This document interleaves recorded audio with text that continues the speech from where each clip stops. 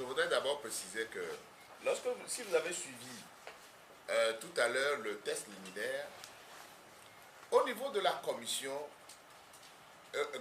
qui est chargée de la révision du règlement intérieur, il y a eu un débat intense. Un débat intense pour ce que nous devons faire cette année ou au cours de cette législature pour éviter ce qui a constitué les piétinements qu'on a connus au cours de la législature passée.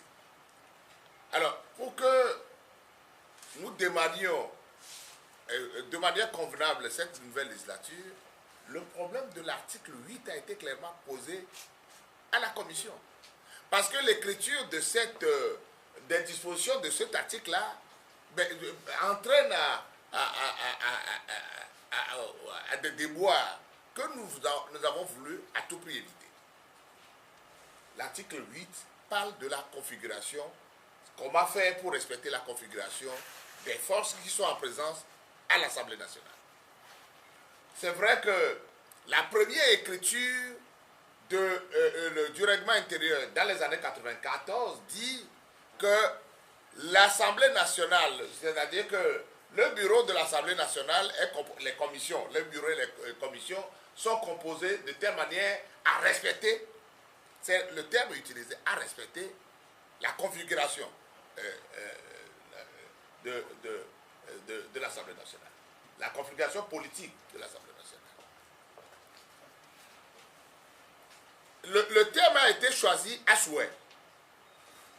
Et il y a un alinéa 2 dans la rédaction de 94 qui a précisé qu'en tout état de cause, aucune sensibilité politique ne peut prendre 2 postes successifs. C'était la rédaction de 94. La rédaction a été modifiée après.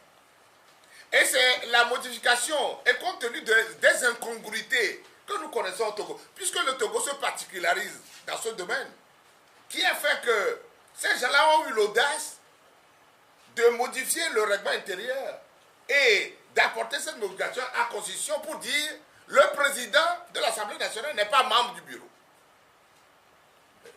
C'est-à-dire que lorsque vous dites ça à des gens de la sous-région, on va dire, mais dans quel pays vous êtes?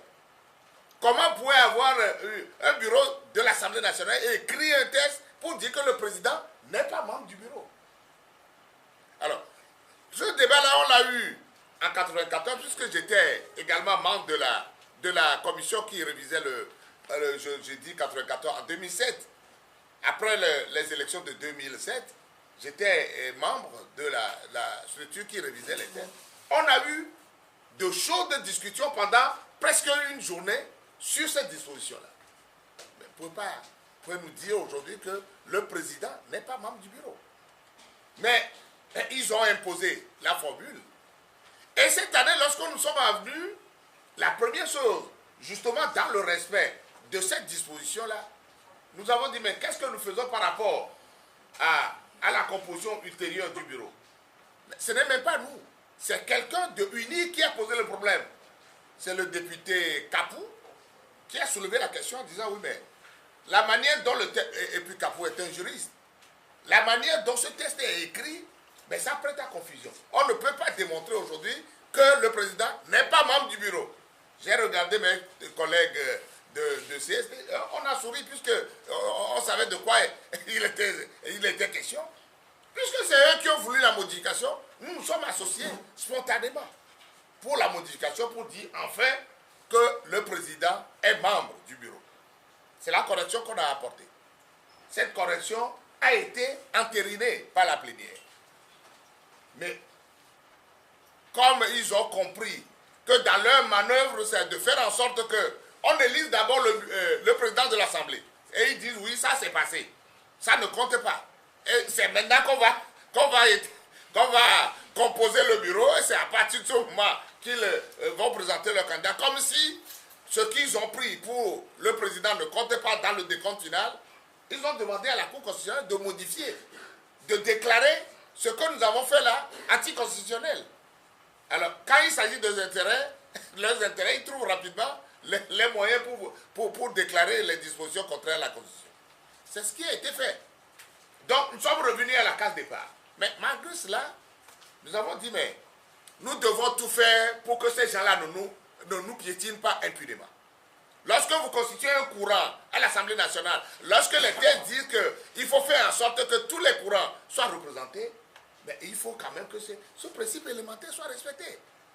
Et puis mieux, étant membre du courant de la commission, je suis à l'aise pour vous dire ce qui, je ne vous révèle pas tout ce qui a été fait là-bas, mais lorsque nous avons décidé de porter le nombre des membres du bureau de 7 à 11, parce qu'avant il n'y avait que deux vice-présidents.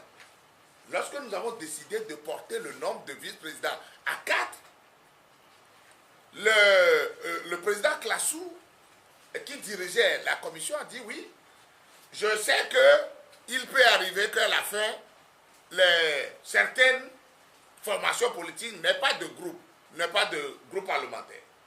Mais pour qu'ils puissent exister, pour qu'ils puissent participer au débat, nous avons créé cette vice-présidence-là pour qu'ils puissent être dans l'organe dirigeant pour participer au débat. C'est ce que nous a dit en commission. Alors, donc, schématiquement, nous savions qu'au moment de la répartition, au moins lorsqu'ils prennent le poste du président de l'Assemblée et la première vice-présidence, ils laisseraient volontiers les autres vice-présidences aux autres courants qui sont à l'Assemblée nationale, c'est-à-dire le CST et nous et l'UFC. En tout cas, c'est ce qui a été dit en commission de manière claire. Mais quand nous trompe à accepter une modification de la Constitution en augmentant le nombre des vice-présidents, et au moment de la répartition maintenant, ces gens-là décident de s'accaparer de tout. Il y a quelque chose d'incongru qu'on ne peut pas accepter. Il y a quelque chose d'inadmissible qu'on ne peut pas accepter. On nous pousse à augmenter le nombre de vice-présidents, en nous disant, au moment du choix, chacun sera quelque part. Et puis, lorsqu'on arrive à la répartition, on dit non, eux, ils vont prendre le président de l'Assemblée, ils vont prendre la première vice-présidence, ils vont prendre la troisième vice-présidence. Alors, comme si les autres, on les relègue à des portions congrues. Mais comment voulez-vous qu'on accepte ça? Mais nous sommes un courant, lorsque les gens veulent faire des attributions, ce n'est pas un cadeau, ce n'est pas une prébende. On n'a pas envie qu'on nous traite comme des gens à qui on fait des libéralités. C'est un droit que nous réclamons. Notre présence à l'Assemblée nationale participe au débat. On ne peut pas accepter que le UNI se comporte à notre égard comme s'il est en train de nous faire... Mais ils ont même eu l'audace de nous demander à un moment donné, oui, bon, dans ce bureau-là, si on ne vous donne pas une vice-présidente, on vous donne une troisième place secrétaire parlementaire, troisième questeur. Est-ce que vous accepterez? Mais notre réponse a été immédiate. Si vous voulez prendre tout le bureau, allez-y. De toutes les manières, ça ne nous empêche pas d'être présents à l'Assemblée. Mais si votre ambition, c'est de faire en sorte qu'on ne soit pas dans le bureau, allez-y, on verra.